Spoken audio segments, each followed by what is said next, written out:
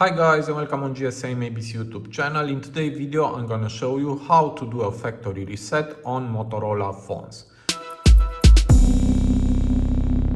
So here I have a Motorola G85 5G, but the method is the same also for other Motorola phones. And to do that you need to go on your phone to settings and here go down and tap on system. And here we have reset options. Tap to go inside. And here we have some options. We have reset mobile network settings, reset Bluetooth and Wi-Fi, device settings, app preferences, baseband settings, erase eSIMs or erase all data factory reset.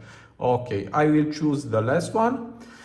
And here let's read first. This will erase all data from your phone's internal storage, including your Google account, system and app data and settings, downloaded apps, music, photos and other user data.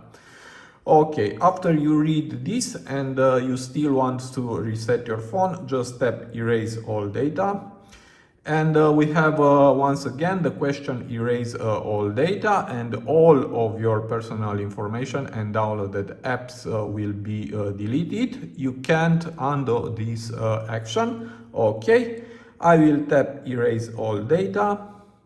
And now you need to wait until your phone will restart.